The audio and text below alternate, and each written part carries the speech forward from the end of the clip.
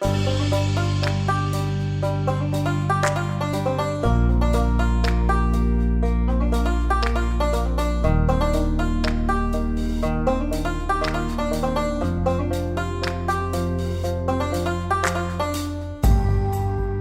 best reason to write a book is because you want to, for the experience itself, especially if it's a personal book like a memoir.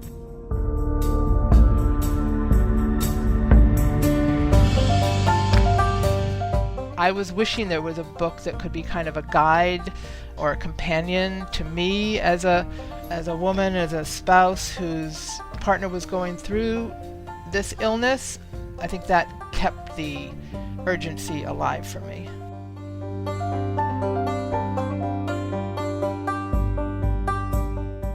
Welcome to The Book I Had to Write. This is the podcast where I talk to authors about their most compelling stories and why these journeys matter to anyone who wants to publish. I'm Paul Zakshevsky. I'm a writer and book coach. In this episode, I talk with Karen Propp. These days, Karen specializes in writing books for clients in the areas of business and healthcare. But she published her own memoir, In Sickness and Health, back in 2002. It's a smart and honest exploration of how a partner's illness can impact a marriage. This book came out of Karen's own experiences as a caretaker. It's the book she wished was already out there when she wrote it. Our conversation opened into some important questions that any writer of memoir might consider. Like, what's the difference between keeping a journal and writing for publication? And what are some of the potential consequences of writing about those closest to us? Before we get to that, we kick things off on a different note. Both Karen and I are children of Holocaust survivors. As we recorded this episode, book bannings were very much in the news. Back in January, the McMinn School District in Tennessee banned the Mouse series. That's the Pulitzer Prize-winning memoir, told in graphic novel form by cartoonist Art Spiegelman. So I wanted to ask Karen about this part of her story. She obliged by reading a brief section from an essay she wrote back in the 1990s. It's called How to Hide: Instructions from a Daughter of Survivors. Our conversation picks up after that. Train yourself in outdoor survival, winter camping, recognition of edible and poisonous plants, long-distance swimming. Experiment with giving a false name when making reservations or when meeting strangers in bars, airplanes, supermarkets. Make a game out of these opportunities to practice answering to a name your parents would never have considered: Heather, Vanessa, Bobby Ann. Tell friends who witnessed this behavior that it's the repressed actress in you. Be drawn to men who suffered early, irretrievable losses, such as physical or sexual abuse or the death of a parent. Have a deeply enduring sympathy for these lovers. Nevertheless, expect pain. Play victim to a man's victimizer. Given your guilt, you'd rather be hurt than hurt. Hide in a marriage to a man with an important career and serve him, his work, his name. Expect your children's lives to become your own. Live with a quiet, unrelenting, and nameless fear in the midst of good fortune and ease. A whispering secret that won't leave you alone, and one that arrives like an intruder when you are alone. You are mostly alone. Your life is like a thin strip of light under the door, surrounded by blackness and in danger of being shut off. And you aren't even the one who was in the war. Hide from yourself. Who are you anyway? Isn't every breath of your existence taken at the expense of 6 million? That readiness to step into the crevices others leave, an unwillingness to impose, your famous reticence. Without even having been told, you act as if the penalty for a real self is to be shot down, turned in, taken away. Remember, a nice person is the American translation of a good German. As an aside, it's very strange to read words you've read and haven't looked at for quite a number of years, because you've sort of become a different person and you're sort of like, who wrote that? Right, that was written a while back. Yeah. Well, welcome, Karen, and thanks for being here. Thank you. So I thought we could start off actually before your book. So this is going back a ways. And as I mentioned, you read from this piece, How to Hide: Instructions from a Daughter of Survivors. And It's weird. Even though I've known you for over 15 years, I not only had I never read this piece before a couple weeks ago, but I didn't know that you were also the daughter of a survivor. So I'm, it's just interesting. Even though you wrote this piece, when was it? 1994, I think. Okay, it feels like suddenly really relevant again. I'm thinking, as we're recording this, in the news over the past couple of weeks, there's been this ban, on Art Spiegelman's mouse books. Yeah. It's like it's suddenly shot up to like number one on Amazon. Tons of money is pouring into the school district to buy tons of books for the kids. So I guess I wanted to ask you what you make of incidents like this. It's scary, and I just wanted to look up when Mouse was actually published. Yeah, it was published in 1991. So I remember when Mouse was published, and it had a big impression. It was, wow, someone's really saying this, spelling it all out. It's so readable. There's graphics. At the time, I was teaching in college and college students, and I assigned it. And I think that was also about the time that Schindler's List came out. And so it seemed like there was this whole sort of, willingness to talk and look at what had happened during the Holocaust. So it sort of blows my mind that in our lifetime we are now seeing a reversal of that. I mean, those books and movies were welcomed and celebrated, and even though maybe they were scary or unsettling, there was a sense of like the floodgates opening. So I'm just sort of shocked that things are turning the way they are. I have to say that I probably was not as shocked as I should have been about the mouse controversy, because it just seems like it's one in a whole line of things. And I'm happy that this one has been so well publicized, and there's been some pushback with the buying of the copies. But I don't know. I mean, as you have, I'm sure I read a lot about, is this like Germany in 1930, whatever, and I think I don't want to come to those easy conclusions either, but we're just seeing a lot of anti-Semitism. Do you remember what prompted you to write the piece in the first place? The How to Hide piece?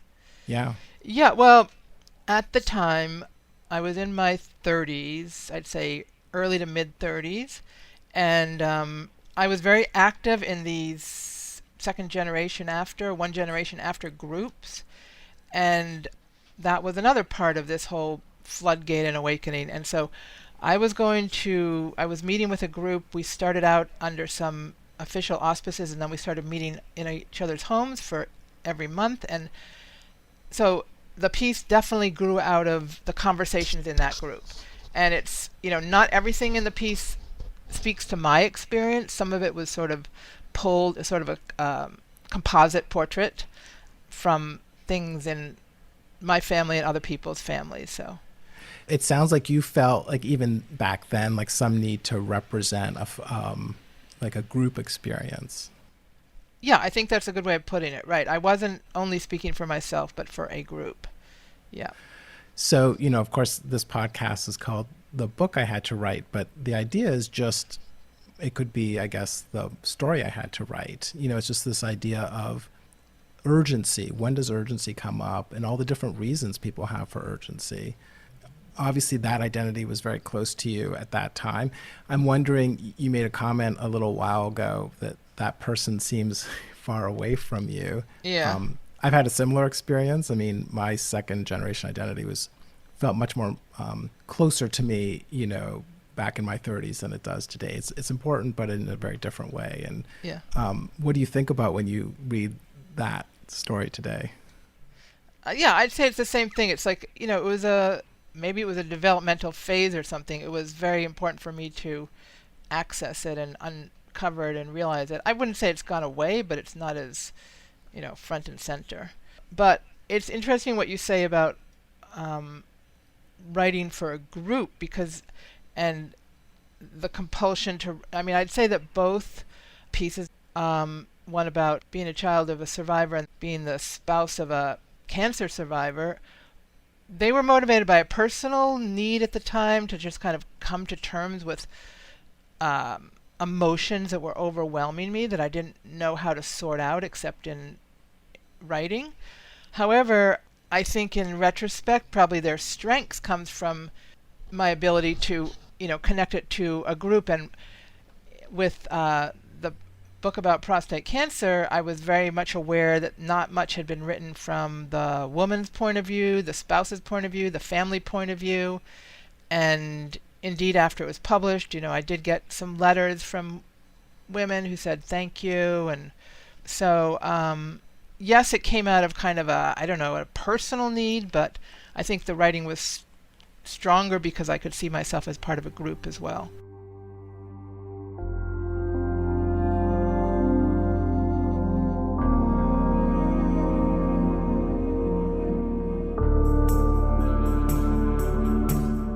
In the waiting room, I think about fathers. Sam inherited this disease from his father. Sam hates his father. Hates the belt with which his father spanked him, hates his father's little mustache, hates his father's taunts. You'll never amount to anything.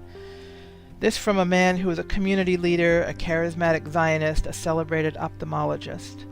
Sam, now undressed, naked under a silver machine, black magic marker drawn on his groin as target lines for the radiation's charge. Sam now trusting to the invisible. High beams will burn out his shame. Shame on Sam, the invisible son. Shame on Sam in trouble. Invisible, too, not even a glimmer yet, is Sam's future son. For Sam hopes to pass along only the smart genes, the funny genes, the genes for hitting balls and loving cars and tools, the genes for solving mathematical equations, but not the genes for aberrant prostate cells. I see the fear now on Sam's face when he turns the corner from the treatment room. I see the quiet way he folds into himself on the ride home. He is heavy-lidded with fatigue. He pecks me goodbye on my cheek, a sweet bird peck. When I pull up in front of my own house and turn off the ignition key, darkness has already fallen. I am afraid of being abandoned. I am abandoned.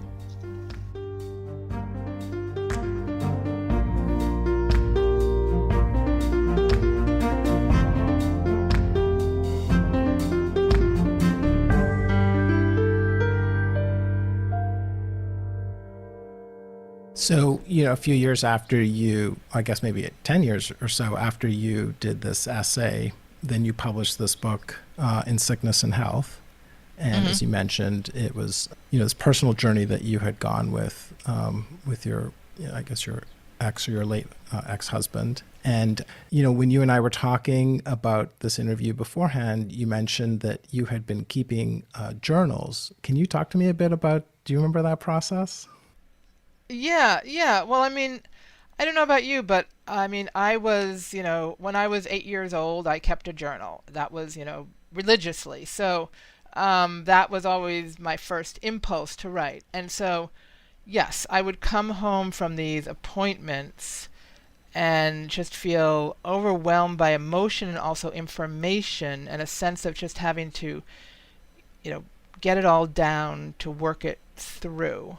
At the time, there was a lot of medical information as well that I was absorbing, so I wanted to record that. There was also a sense that this was sort of an extraordinary thing happening in my life that I wanted to write about, but it was very much reader-centered prose. I was just really writing for myself and venting and not worrying about what it sounded like, not thinking about an audience. You were keeping a journal kind of throughout this experience you were having. Yes. Wow. You would write in it every day? No, not every day, but I think I remember coming home from appointments and just feeling like I had to write it down. So then, I know we're going back a while, but do you remember when you realized that you wanted to turn these journals into a book? I don't remember that transition, but at a certain point I did. I was in a writer's group and maybe they encouraged me or something, but at a certain point I was like, I want to write about this. This might be a book. After that, I will say that it went through a lot of iterations. The journal keeping was easy. That was just like, that was catharsis, that was therapy, but then the actual writing of it called upon my training and schooling as a writer, and it required many drafts and revisions. It required reading it out loud and getting feedback. So I wrote a whole manuscript and sent it to the person who was then my agent, who actually did send it out to editors, and the response was, nobody wants to hear all this medical stuff. It's too much of a cancer journal and a cancer story. So I was encouraged, and I rewrote the whole thing to make it more of sort of a family story and less of a, at the time I thought all the scientific details were really important to narrate and record, but the feedback I got from readers in the industry was that it would be more appealing to a wider audience if it was a family story with the medical information sort of as the B line, the B story. The A story was the family and the emotions and me as the woman, and the B story was the medical information. And so that was part of its iteration, is what I'm saying. The How to Hide piece had very little revision involved. In Sickness and Health went through many different transformations. What was hardest for you about turning it from a journal into a book? Do you remember? I think it was getting that feedback and realizing that what I wanted the book to be wasn't necessarily what readers wanted the book to be. And then I had to kind of rethink and pretty much dismantle the whole manuscript and rewrite it. It's interesting because today I feel I'm going to go out on a limb here and say that you would get the opposite feedback, because the trend in publishing now seems to be what one writer I know calls this memoir plus. So you got the story. Oh, yeah. The kind of the research that everyone would see. Because now people want their memoir with like a side of like information. That's true. But no, that is a good point. And however, I will say that I think those memoirs plus, there's the whole point seems to be how artfully you can weave the two together. Whereas I think I just had these big sort of information dumps about whatever was happening then in the medical treatment. You mentioned a writing group a short while ago, and this is a writing group that you've been in for a long time now, right? It's the same writing group. Yeah. Yeah. For over 20 years. Can you tell me a bit about the group and how that's kind of helped shape you as a writer? I mean, I think writing groups are really important in general, because once you're out of school, or if you haven't hired somebody, then you don't have any kind of audience. Plus, I'm always someone that works better with more support. But I also, in general, think writers' groups are almost like marriages, like it depends on the chemistry as well. And it's important that you all respect one another and can help one another, and that has been the case pretty much all the way through this writing group I'm in. So partly because it's really small, right? There's just 2 or 3 other members. Well, we've had a changing membership, but there's never been more than, there's usually 4 or 5, no more than 6. I mean, I've been sort of briefly in larger groups, and it doesn't feel like everyone gets a chance to be heard in that thing. Yeah, I will say also that I feel like writing groups fall into 2 categories. One of them is just you meet, talk about the work, give critiques, go home, more like a workshop. And then some of them are more writing/support groups. What's going on in your life that's preventing you from writing? How are you making a living? What is your mood like these days? Do you know what I mean? So this writing group has gone through various iterations of those, between those 2 pools, I think, depending upon our needs. I think when we were younger also, there was a lot more kind of, we used to sometimes joke that it was like a slumber party. We'd like stay up all night and, just talk. and it's gotten a little bit more professional, I'd say, as we've gotten more professional as well. So.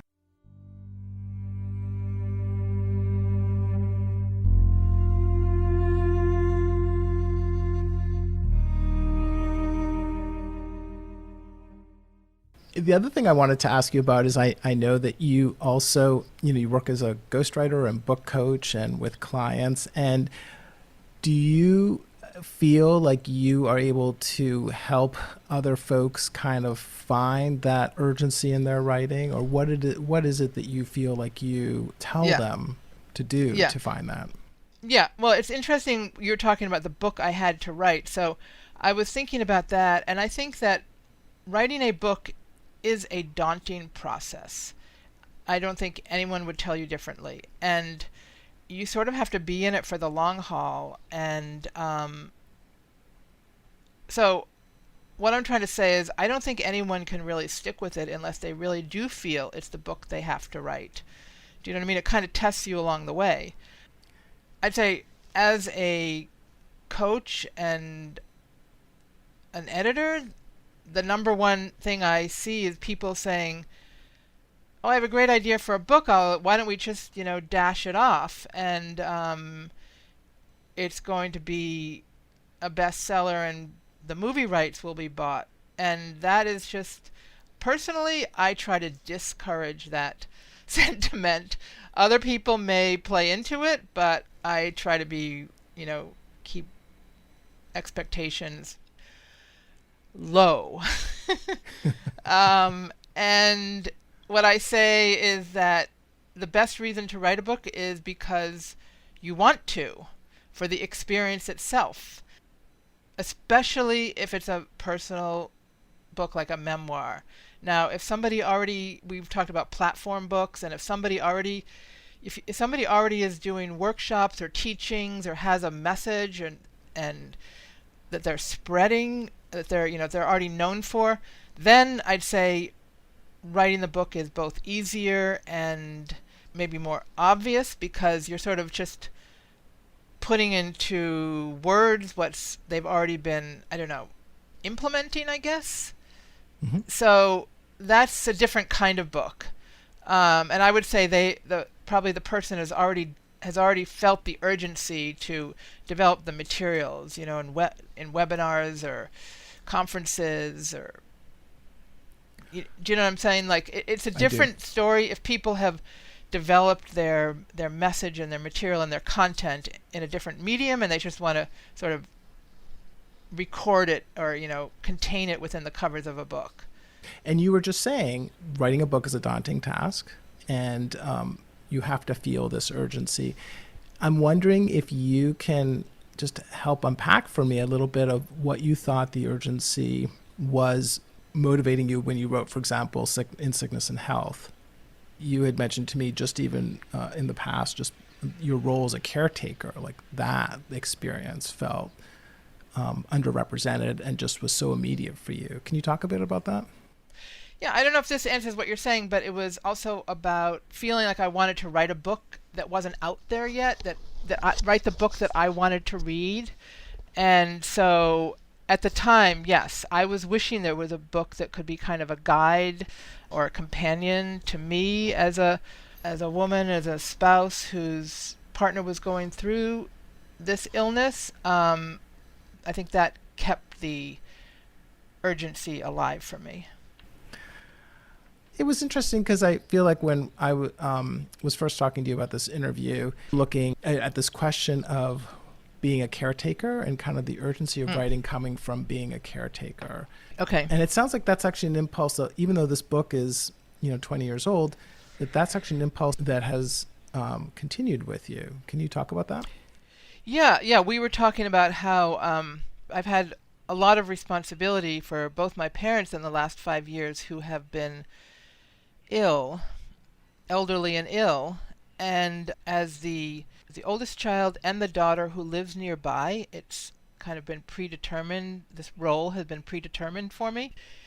So it's been a very transformative experience.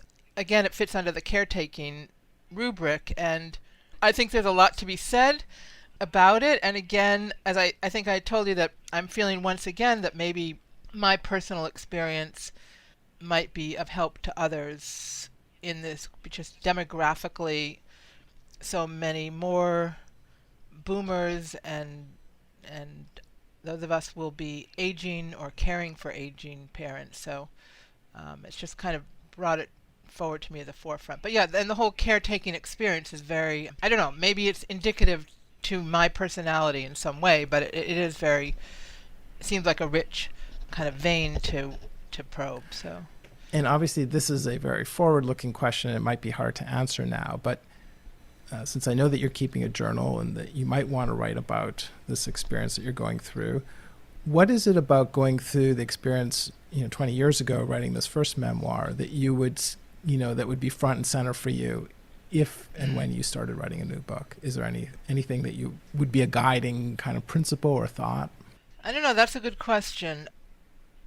Okay, I think that I'm more aware, maybe just in terms of developmentally, as I've gotten older, I'm more aware that if I write and publish it, I want it to be something that, I don't know, is a contribution or useful to others or adds value. And I think when I was younger, I was more self-centered and just wanted to sort of get a book out there and see my name in print and everything like that. So I think I'm more wary or hesitant about where to put my energies now. But in terms of the actual writing of it, I'm not sure I can answer that. So. Okay. But I think what you said about it being a narrative, a memoir plus, would be more front and center than it was then. Great. And then, fast forwarding to after the book came out, I was asking you about, the impact of having this book out there. And you mentioned one effect was, it sounds like a lot of writing opportunities came your way in the health world. Does that sound right?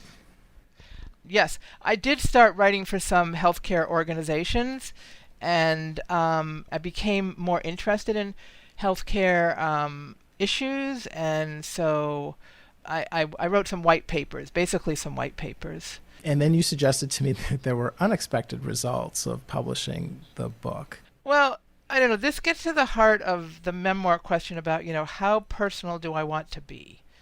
And at the time I wrote it, I was kind of, part of my belief system was to write as personally as possible, because as honestly as possible about my personal experience, because I thought A, it would help others, and B, it was kind of I don't know, I saw myself in kind of a confessional mode that began with like some of the poets, Sylvia Plath and Robert Lowell, and then continued through Virginia Woolf saying, women have to write the truth of their experience. So I was definitely subscribed to that belief system as a writer.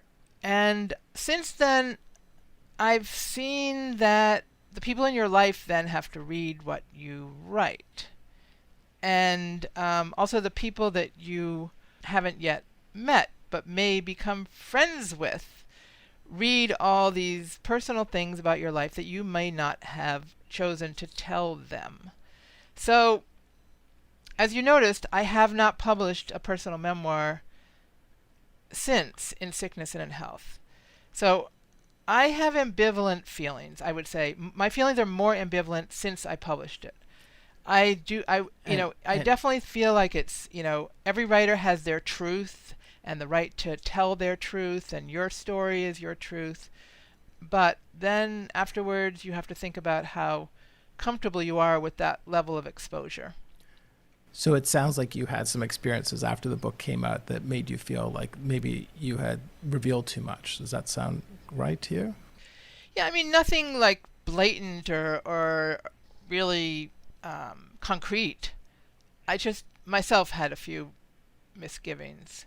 So then when my son was born, I have not really written about his life because I felt like maybe he didn't want that to be written about by me. It's really interesting because you're raising this huge issue as you know, in the world of memoir writing. You can't pick up a guidebook without a big section on, how do you write about your family? How do you write about Right. those you're closest to.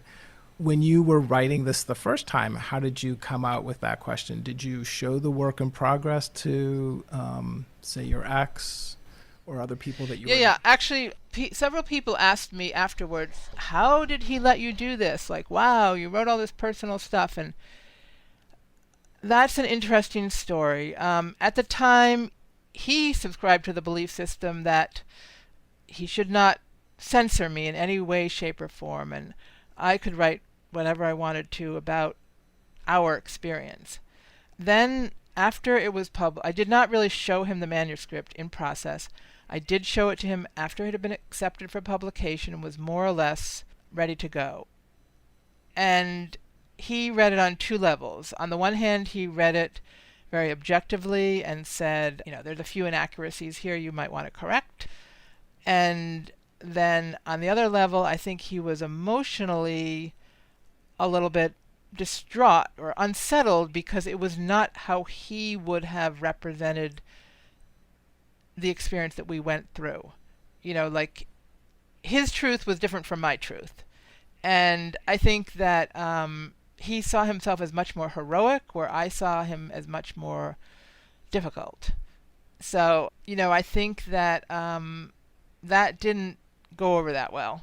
What would you tell memoirists today if you were coaching someone? How would you tell them to navigate this? Yeah, I have had that question asked, and I say it's a personal decision.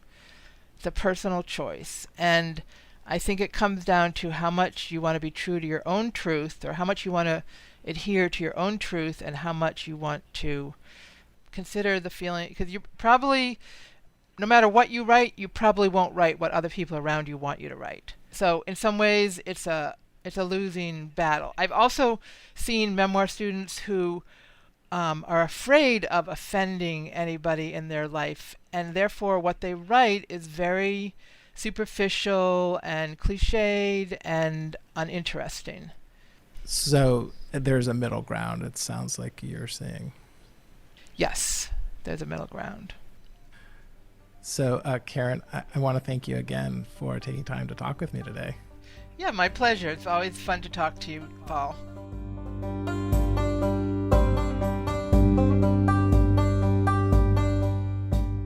You've been listening to The Book I Had to Write.